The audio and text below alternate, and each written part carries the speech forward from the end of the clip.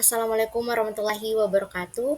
Perkenalkan, nama saya Nurul Davia dengan NIM L0212111053. Pada video kali ini saya akan memaparkan atau menjelaskan mengenai salah satu studi kasus tentang ekotoksikologi yang berjudul Pengaruh Paparan Timbal Pb terhadap laju pertumbuhan ikan nila Oreochromis niloticus. Timbal atau Pb merupakan salah satu logam berat berbahaya dan beracun yang banyak ditemukan sebagai bahan pencemar serta cenderung mengganggu kelangsungan hidup organisme perairan. Adanya timbal yang masuk ke dalam ekosistem dapat menjadi sumber pencemar dan dapat mempengaruhi biota perairan, bahkan mematikan ikan terutama pada fase juvenil. Hal ini dikarenakan toksisitasnya yang tinggi. Salah satu bioindikator pencemaran di lingkungan perairan adalah ikan. Ikan nila merupakan salah satu jenis ikan yang direkomendasikan oleh EPA atau Environmental Protection Agency sebagai hewan uji, dikarenakan ikan nila mempunyai persebaran yang cukup luas, mempunyai nilai ekonomis yang cukup tinggi, dan mudah dipelihara di akuarium.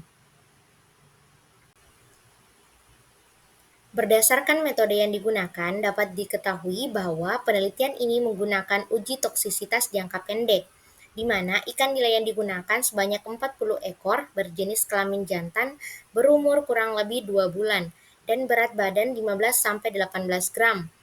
Perlakuan dibagi atas 4 kelompok, yaitu P0 sebagai kontrol ikan yang hanya diberikan pakan pelet, P1 diberikan paparan timbal 6,26 mg per liter dan pakan pelet, P2 diberikan paparan timbal 12,53 mg per liter dan pakan pelet, serta P3 diberikan paparan timbal 25,06 mg per liter dan pakan pelet.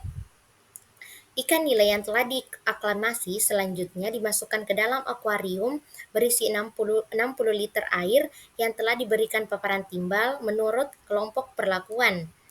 Ikan diberikan pakan pelet 2 kali sehari pada pagi dan sore hari. Perlakuan dilakukan selama 30 hari dan pergantian air dilakukan setiap 5 hari sekali. Pengukuran pertumbuhan ikan dilakukan setiap 10 hari sekali dengan cara menimbang bobot dan mengukur panjang tubuh setiap individu ikan. Adapun hasil dari penelitian ini yaitu rata-rata panjang ikan dan rata-rata berat ikan, di mana berdasarkan hasil ANAFA, rata-rata panjang tubuh ikan nila pada kelompok P0 sebagai kontrol berbeda nyata dengan kelompok P1, P2, dan P3 yang telah diberikan paparan pada taraf 95%. Sementara kelompok P1, P2, dan P3 berbeda tidak nyata pada taraf 95%. Konsentrasi timbal berpengaruh terhadap pertambahan panjang rata-rata tubuh ikan nila. Hal ini diketahui dari analisis data menggunakan ANAFA dengan taraf kepercayaan 95% dengan nilai P yaitu 0,001, di mana ANAFA nilai P lebih kecil dari 0,05. Selanjutnya, berdasarkan hasil ANAFA, rata-rata berat ikan nila pada kelompok P0 yang sebagai kontrol berbeda nyata dengan kelompok P1, P2, dan P3 yang telah diberi paparan pada taraf 95%, sementara kelompok P1, P2, dan P3 berbeda tidak nyata pada taraf 95%.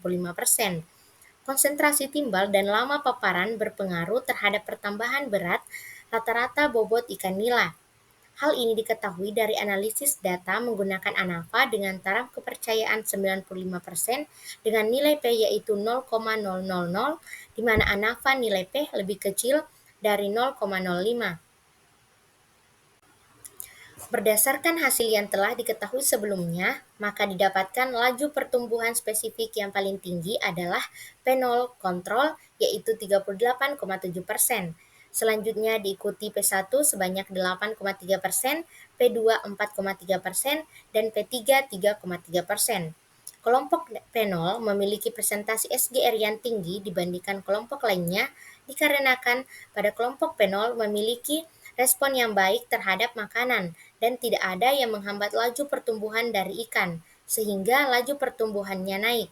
Sementara pada P1, P2, dan P3, pertumbuhan terhambat oleh timbal. Sama halnya dengan laju pertumbuhan panjang harian individu ikan, yang paling tinggi adalah P0, yaitu 0,46 mm per D, selanjutnya diikuti P1 0,27 mm per D, P2 0,21 mm per D, dan P3 0,19 mm per D. Peningkatan terjadi dikarenakan pada kelompok P0 tidak ada yang menghambat laju pertumbuhan panjang harian individu ikan, sementara pada P1, P2, dan P3 pertumbuhan terhambat oleh timbal. Berdasarkan hasil penelitian, dapat disimpulkan bahwa besarnya konsentrasi timbal dan lamanya paparan berpengaruh terhadap laju pertumbuhan ikan, di mana konsentrasi timbal yang sangat berpengaruh adalah 25,06 mg per liter. Sekian pemaparan saya mengenai salah satu studi kasus ekotoksikologi pada organisme. Saya ucapkan terima kasih. Assalamualaikum warahmatullahi wabarakatuh.